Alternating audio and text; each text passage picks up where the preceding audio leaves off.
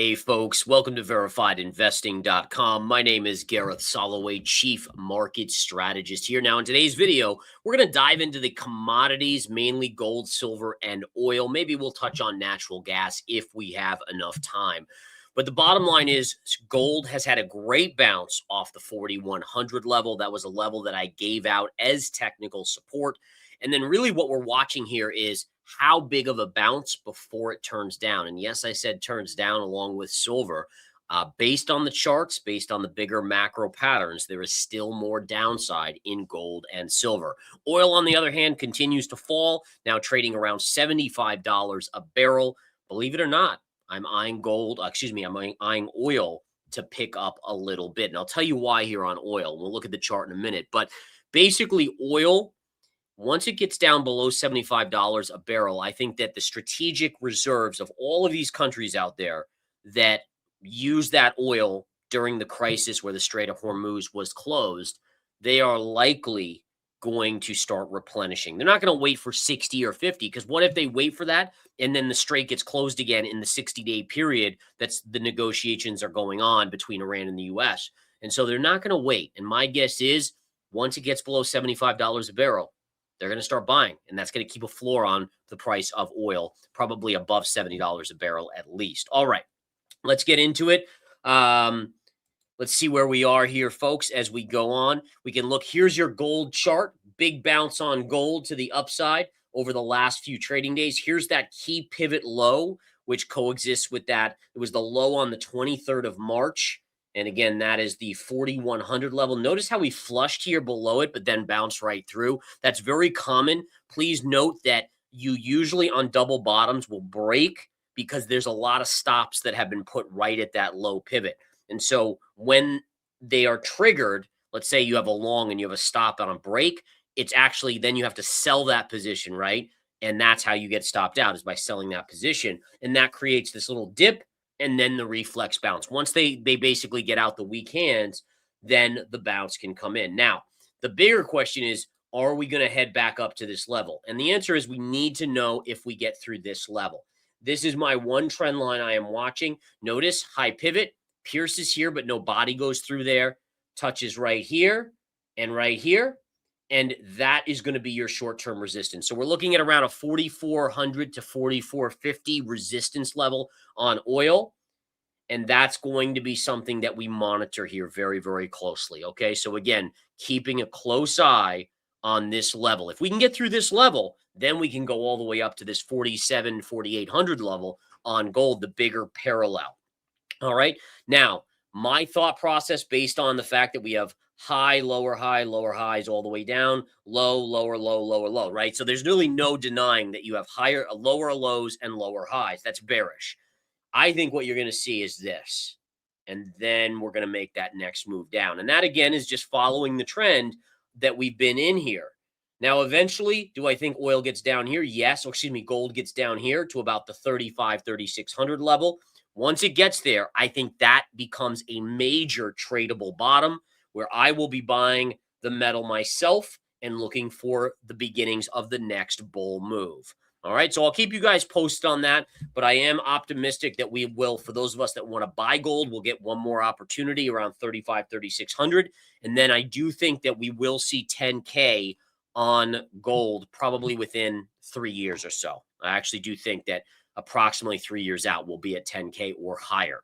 Okay, let's go to silver now and take a look. Now, silver's had the same bounce. Notice long-term support here.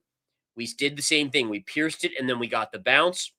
Short-term resistance is coming up right around this 73.50 level. So there might be a little bit more upside in silver.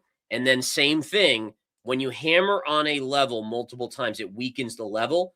And if I'm correct, we're going to see this down to this next level at 54. Now, why 54? Well, 54 is this pivot top and this pivot top. So it's very obvious there's a technical support level right there.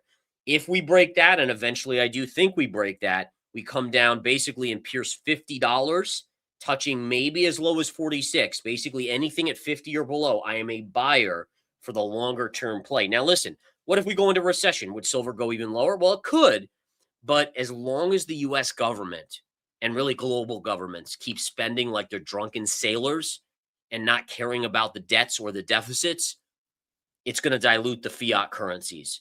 And so physical assets at the right price, to me, are great investments. And I think we all agree. Like, I mean, listen, if we saw fiscal responsibility, like hardcore fiscal, like balanced budgets every year, I wouldn't really feel the need as much to buy gold or silver, but we don't. And we haven't for a long time. And no politician out there, I mean, there's maybe one or two, but at least generally speaking, there's no appetite amongst politicians to ever be fiscally responsible. And this is probably part of the issue with the elections being every 4 years, at least here in the US, right? Is that the hard decisions need to be made. And I think they all know that to cut spending. But if you cut spending and the economy goes into recession, you're not getting reelected. And this is where term limits, in my humble opinion, come into play. Where if you had term limits, they might actually do the right thing for the big picture, not just for that minuscule period where they need to get reelected. Anyways, I digress. I always get into these tangents and so on and so forth. In any case, a little bit more upside here. If we break through this level at 73.50, we could go up and test 85. I don't think we will. I think we're going to come down and break down lower. But listen, I'll take it one day at a time, as I always do. Now, let's look at oil here. Now, oil is a big one for me. So oil is piercing this kind of key technical level. We got as low as $75.52 today on WTI. I'm going to start to accumulate below 75 all the way down to about 67. This, to me, this 67 is a huge level. It's hard for me to imagine it gets there. Maybe it gets there on Friday if this deal is actually signed to reopen the strait. But again, to me, it's a commodity, so it's got the any weakness in the dollar is going to help. Oil is getting relatively cheap again to historical means, right? And before this big move, by the way, I was coming into this year, I was a huge bull. If you go back to any of those where I was projecting out, I said the best performer in the beginning of 2026 is going to be oil. And holy cow, I didn't really think it was going to 120. I thought like 90 or something. But in any case, but the kicker is this, is that, again, those strategic reserves have to be filled. And then there's just naturally going to be a premium on oil unless we go into a recession. Recession changes everything. But unless we go into recession, I think, again, anything below 75 looks intriguing on the long side on oil all the way down to 67, which would be a huge gap fill. Now, natural gas, let's look at that really quickly as well and see what we have on nat gas. Nat gas is up a little bit today. The only thing, and listen, nat gas has been, it's been so quiet while oil's been so crazy. But this pattern here, is this a cup and handle maybe? Maybe setting up. It is kind of starting to make a bull flag here off of this up move. And so, again, I do not have a position in nat gas. As of now, I don't have any inkling to buy a position. But I will say that the natural gas chart is shaping up, starting to look a little bit more bullish here. And part of that, too, is, we aren't that far away from winter, too. It's already summertime when demand for natural gas could spike. So seasonality could come into play, and we could see nat gas pushing up due to that as well. All right, guys, you are rock stars. I appreciate your kind words from the bottom of my heart. Remember, we all start somewhere, and we all work with the hardest we can. If we put in our blood, sweat, and tears, right? I'm a true believer that we can do great things. You can do it. I can do it. I did it. I'm still struggling to do better and better. We never get to a peak of excellence. The market always humbles me. I'll tell you, every time I think I'm like, I'm having a great streak, the market will slam me down. So if you've had that happen to you, don't feel bad.